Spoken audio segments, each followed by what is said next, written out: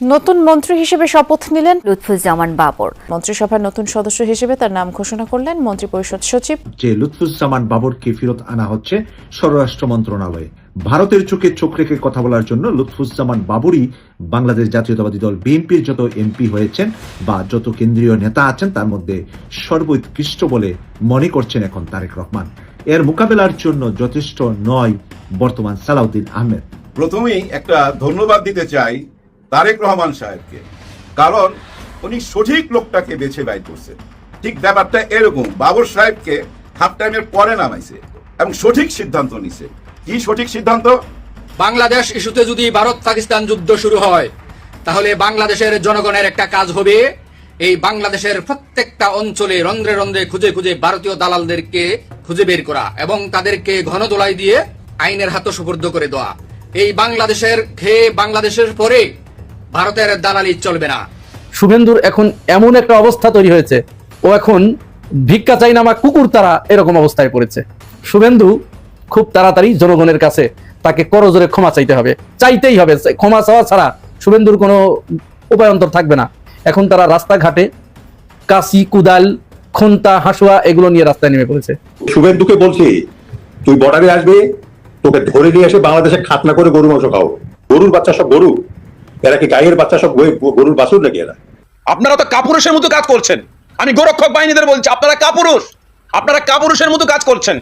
যদি হিম্মত থাকে, আপনি যে চামড়ার জুতোগুলো কিনছেন, গরুর চামড়া, যে বেল্টটা পরছেন গরুর চামড়ার বেল্ট, এগুলো বন্ধ করুন। আপনার বাড়ির যে মা বোনেরা যে মানি ব্যাগ ইউজ করছেন, যে ভ্যানিটি ব্যাগ গুলো ইউজ করছেন, সেগুলো তো আপনার গরুর চামড়া। অবিলম্বে এগুলো বন্ধ করুন। আপনার বাড়ি থেকে, আপনার পা থেকে জুতোগুলো খুলে ফেলে দেন। আসসালামু আলাইকুম প্রিয় দর্শক, অন্য মঞ্চের আলাপ চাইতে আপনাদের সকলকে আমন্ত্রণ জানাচ্ছি। পেলাম যে লুৎফুজ্জামান বাবরকে ফেরত আনা হচ্ছে স্বরাষ্ট্র মন্ত্রণালয়ে, ওনাকে স্বরাষ্ট্রমন্ত্রী করা হবে।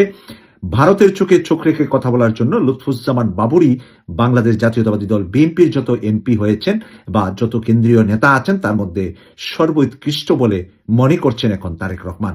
কারণ ওপারে শুভেন্দ্র যেভাবে হুঙ্কার দিচ্ছে বাংলাদেশকে কয়েক মিনিটের ভিতরে দখল করে ফেলবে, অথবা কলকাতার যেই জায়গাগুলোতে এখন কাঁটাতারের বেড়া দেওয়ার জন্য পরিকল্পনা করছে শুভেন্দ্র, এর মোকাবেলার জন্য যথেষ্ট নয় বর্তমান সালাউদ্দিন আহমেদ। তাহলে সালাউদ্দিন আহমেদকে কি করবে? সালাউদ্দিন আহমেদকে রাষ্ট্রপতি করার গুঞ্জন শোনা যাচ্ছে।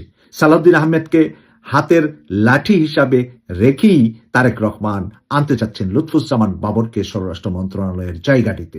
এখানে দেখানো হবে এটা শূন্য হচ্ছে, কারণ রাষ্ট্রপতি যদি সালাউদ্দিন আহমেদ হয়ে যান, প্রদর্শক বলা যায় না কার কপালে কোন দিন কোন রাজটিকা লেখা আছে। আপনারই বা ভাগ্যে কি আছে আগামীকাল সকালের সূর্য উদয়ের পরেই অনেকটা আমরা অনেক সময় বুঝে থাকি।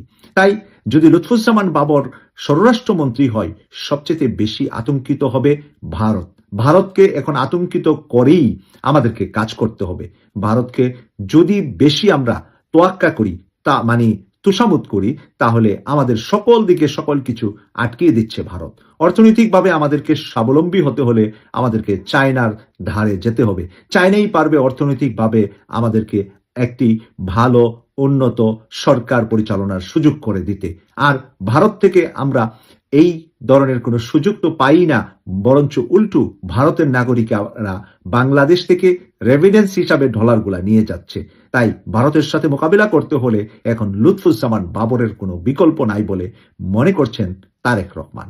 আপনি কি মনে করছেন দর্শক? তারেক রহমান কি পারবেন লুৎফুজ্জামান বাবরকে ভারতের চোখে চোখ রেখে এনে স্বরাষ্ট্রমন্ত্রী করতে? শুধু লুৎফুজ্জামান বাবরই নয়, আসছেন আমানুল্লাহ আমান, আরো বেশ কিছু তুখুর নেতা মন্ত্রী পরিষদে, যাদেরকে গুরুত্বপূর্ণ দায়িত্ব দেওয়া হবে।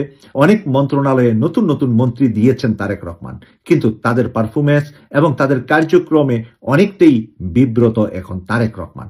অনেক জায়গাতেই দেখা যাচ্ছে তাদের অযোগ্যতার সরাসরি পরিচয়, যেখানে যেভাবে মিডিয়ার সামনে যার কথা বলা দরকার সেই কথাগুলোও এমন ভাবে বলছেন যে সরকারের জন্য লজ্জা বা অপমানের বা অযোগ্যতার পরিচয় বহন করে।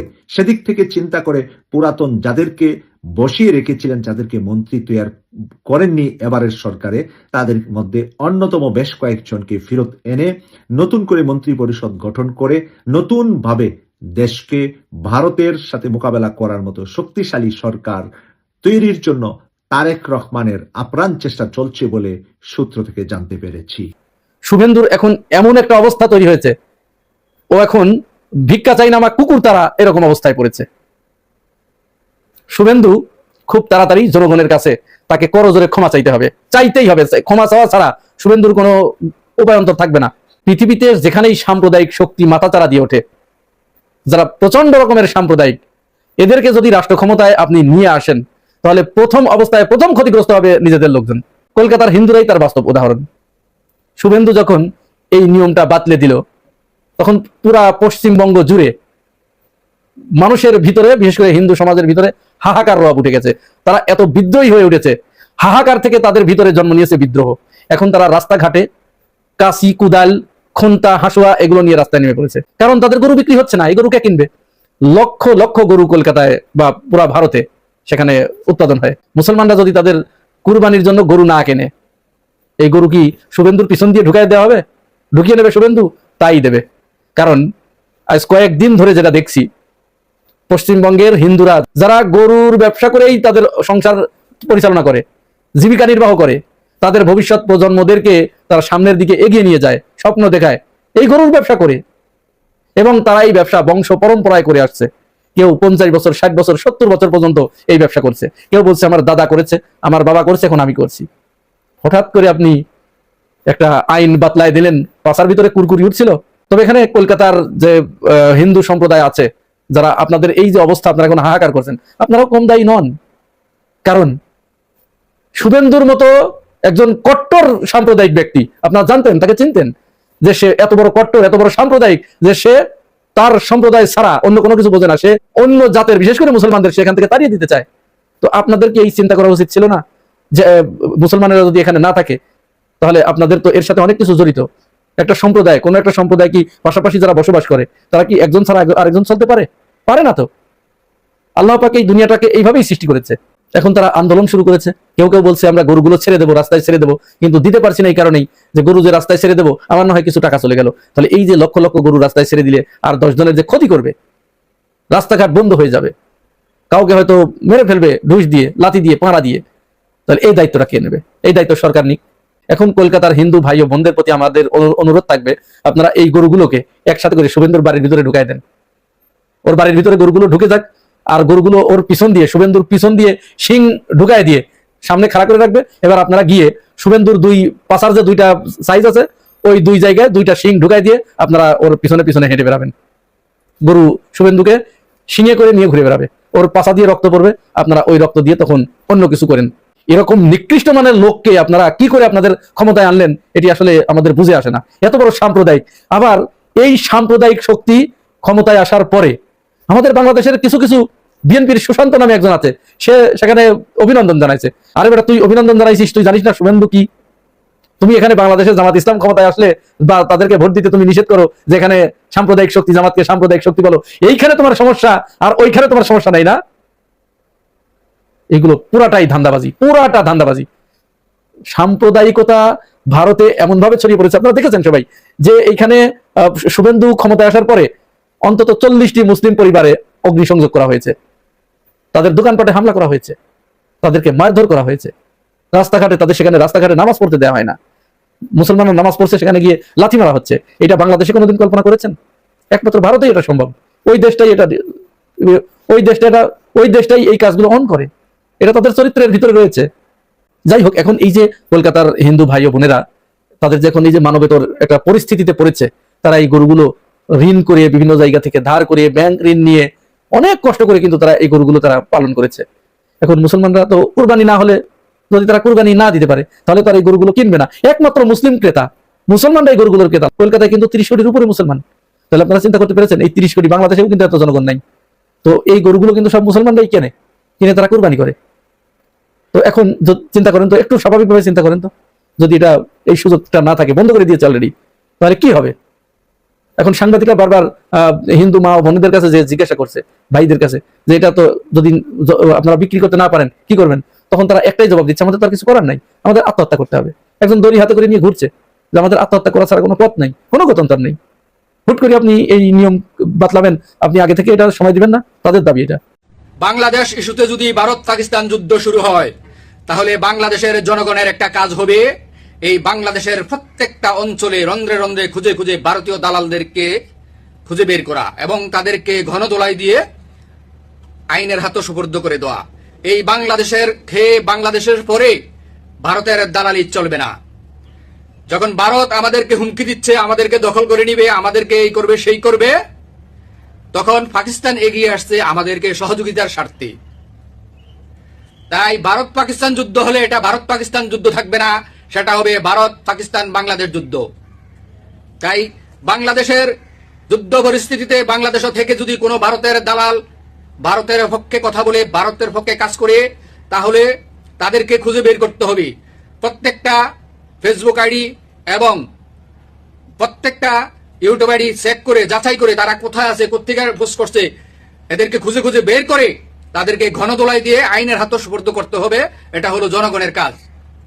ভারত ইস্যুতে আমরা বাংলাদেশ একমত নাই, কোনো বিএনপি, জামাত, এনসিপি কোনো দল নাই, সেখানে শুধুই একটা দল, বাংলাদেশ। কারণ এই যুদ্ধটা বাংলাদেশ ইস্যুতে শুরু হবে।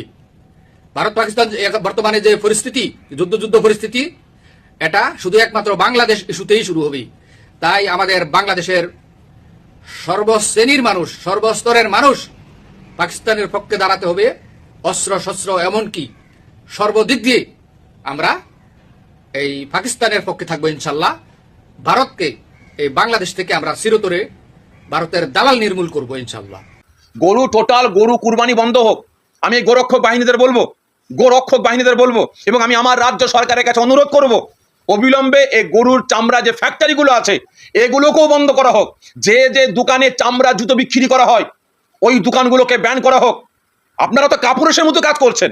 আমি গোরক্ষক বাহিনীদের বলছি, আপনারা কাপুরুষের মতো কাজ করছেন। যদি হিম্মত থাকে এই অসহায় বাগাল গরুওয়ালাদের মারছেন কেন? যারা গরুর চামড়া নিয়ে জুতো বানিয়ে আপনার পায়ে পরিয়ে দিচ্ছে, দামি দামি জুতো আপনি গিয়ে কিনছেন, খাদিমসে গিয়ে, শ্রীলিদাসে গিয়ে আপনি যে চামড়া জুতোগুলো কিনছেন, গরুর চামড়া, যে বেল্টটা পরছেন গরুর চামড়ার বেল্ট, এগুলো বন্ধ করুন। আপনার বাড়ির যে মা বোনেরা যে মানি ব্যাগ ইউজ করছেন, যে ভ্যানিটি ব্যাগগুলো ইউজ করছেন, সেগুলো তো আপনার গরুর চামড়া। অবিলম্বে এগুলো বন্ধ করুন। আপনার বাড়ি থেকে, আপনার পা থেকে জুতোগুলো খুলে ফেলে দেন। আপনি বলছেন গরু আমাদের দেবতা, গরু আমাদের মা, আর আপনি সেই দেবতার চামড়া জুতো বানিয়ে আপনি পরছেন। ছি ছি ছি, লজ্জা লাগে না? লজ্জা করলো না? আসুন না, আমিও দাবি তুলছি অবিলম্বে কুরবানির আগে গরু আর মোষকে এ দেশের সম্মান দিতে হবে, জাতীয় পশু হিসাবে স্বীকৃতি দিতে হবে। আমাদের সঙ্গে আপনারা সাপোর্টে আসুন। গোরক্ষক বাহিনীদের বলবো যে আমার রাজ্য সরকার, নতুন যে সরকার, তিনি মাসনাদে বসেছেন, বসার পরে তিনি কি বললেন? গরু খাওয়া কিন্তু বন্ধ করলেন না। তিনি বলছেন 14 বছরের পরে, 14 বছরের ঊর্ধ্বে আপনারা গরু কুরবানি দেন। তাহলে আমি গোরক্ষক ভাইদের কাছে অনুরোধ করব যে আপনাদের যেনাকে মাসনাদে বসিয়েছেন, আপনারা যেনাকে নেতা হিসেবে সাজিয়েছেন, আপনাদের নেতা তো বলছে গরু খাওয়া চলবে, আর আপনারা বলছেন গোহত্যা বন্ধ করতে হবে। আমি গোরক্ষক বাহিনীদের দিকে দৃষ্টি আকর্ষণ করে বলছি, আপনারা এতটাই অবুঝ যে আজকে গরু বিক্রি করছে কে? আপনারাই তো। গরু তো বিক্রি করছেন আপনারা, আর আপনাদের কাছ থেকে যারা গরু কিনে তাদেরকে আপনারা মারছেন। এর মতো কাপুরুষ আমার মনে হয় আছে বলে আর কেউ আমার মনে হয় না। আপনারা কাপুরুষের মতো কাজ করছেন। আমি গোরক্ষক বাহিনীদের বলবো, আজকে আপনারা যাকে মাসনাদে বসিয়েছেন, আমার পশ্চিম বাংলা যিনি মুখ্যমন্ত্রী হয়েছেন, দেশের জনগণ যিনাকে ভোট দিয়ে মাসনাদে বসিয়েছে, সেই মুখ্যমন্ত্রী বলছে যে 14 বছর পার হলে সেই গরু কুরবানি দেওয়া যাবে। 14 বছর পার হয়ে গেলে সেই গরু কুরবানি দেওয়া যাবে, কুরবানি দিতে কোনো নিষেধ নাই। আর এরা বলছে না, গোহত্যা বন্ধ করতে হবে। তাহলে এদের বিরুদ্ধে যারা গোহত্যার বন্ধ করার নাম করে, যারা গোরক্ষকের নাম করে, যারা অসহায়দের উপরে নির্যাতন চালিয়ে বেড়াচ্ছে, মারধর করছে, গরুগুলোকে ছিনিয়ে নিয়ে ছেড়ে দিচ্ছে, তাহলে এদের বিরুদ্ধে আমার রাজ্য সরকার কি স্টেপ